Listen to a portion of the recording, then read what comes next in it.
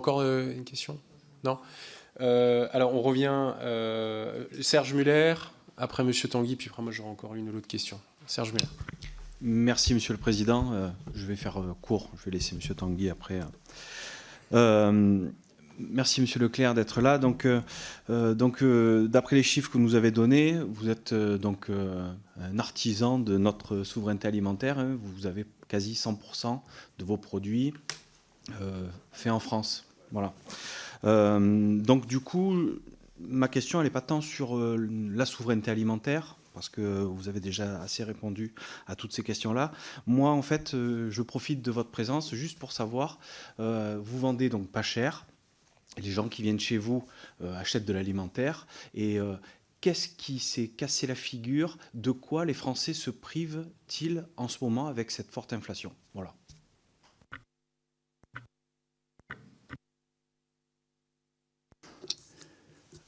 Le choc a été très violent.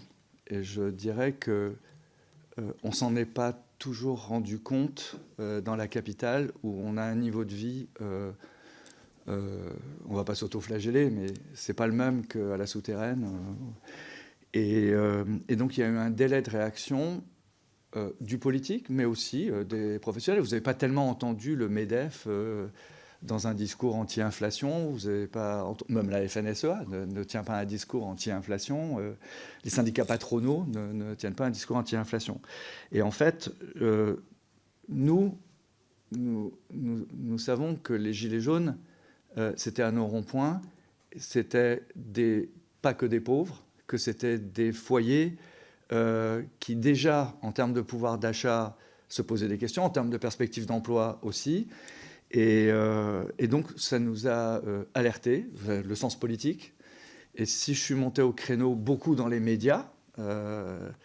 Tanguy disait souvent que je suis allé beaucoup dans les médias. Oui, mais j'avais conscience que c'était chez nous. Et je connais l'histoire. Moi, je suis rentré dans la distribution. Mon premier emprunt, je l'ai signé à 15%, donc, de mon temps. Hein, donc, je me rappelle du temps qu'on a mis pour casser cette spirale inflationniste. Et quand mon père s'est lancé aussi dans la distribution, c'était aussi une période comme ça d'inflation. L'inflation, c'est très déstructurant dans une société. Ça déstabilise complètement une société. Et donc, c'est la raison pour laquelle je rempile un peu. Hein. Et même si on a cassé l'inflation que je maintiens pas mal spéculative de ces 3 dernières années, nous allons vers une inflation plus structurelle, décennale, qui est liée donc à notre volonté politique de relocalisation, de décarbonation, de manger mieux. Et donc, ça va être très important que ça se fasse au tempo du rythme du pouvoir d'achat des Français. Et je pense que l'appareil de distribution devra exceller dans ce moment-là. Très bien. Vous avez encore une question? Allez-y. Juste complément d'information. Est-ce que les Français mangent moins de viande, moins de poulet, moins de... Voilà, c'était exactement ça la question, en gros. Hein. Oui, ils ont... Alors, les professionnels appellent ça dégrader la qualité. C'est pas forcément dégradé, mais ils ont... Les foires au vin, regardez, là, tout le monde a des vins spectaculaires, mais l'achat moyen, c'est 7 euros. Hein, c'est 6 euros, 7 euros. La viande, effectivement, c'est un secteur... Alors que je crois que les agriculteurs ont raison de partir sur des races à viande, sur des viandes plus goûtues, etc.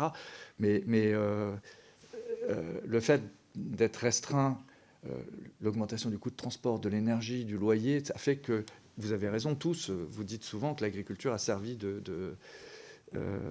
c'est le secteur... C'est peut-être le textile, le premier secteur qui a été touché.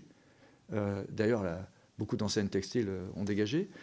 Mais l'alimentaire est devenu un lieu d'arbitrage. Les arbitrages sont plus longs.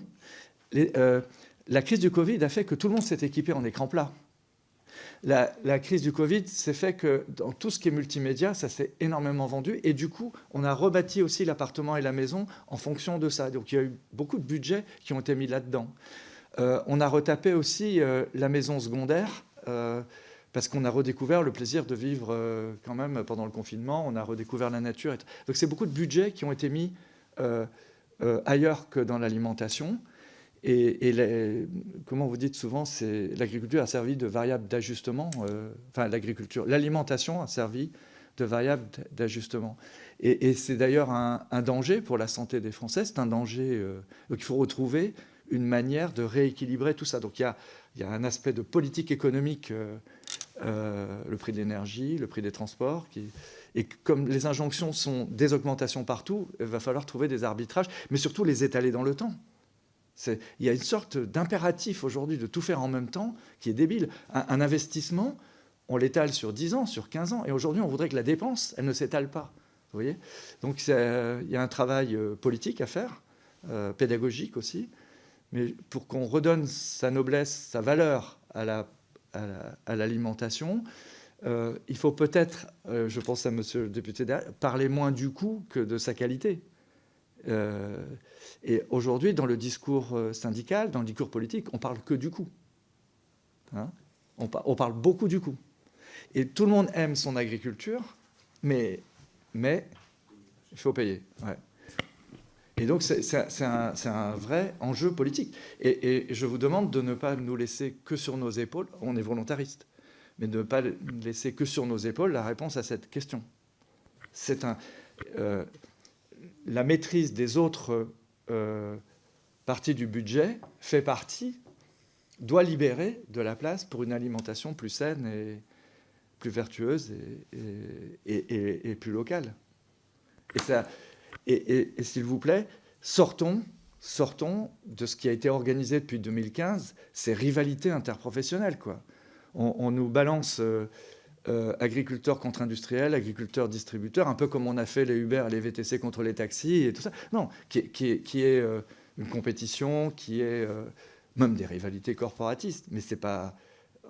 On va devoir travailler ça ensemble. La décarbonation dans nos magasins, ça passe par une relation de long terme avec nos industriels de l'alimentaire. Je ne sais pas jusqu'à combien de temps on va vendre de l'eau minérale en bouteille, mais ce sera, du point de vue de l'emploi, du point de vue des économies régionales, une révolution. Donc, il faut organiser ça. C'est pas... il faut nous obliger à travailler ensemble. Collègues, vous avez encore... Je propose qu'on avance un petit peu. Vous avez encore... Non ?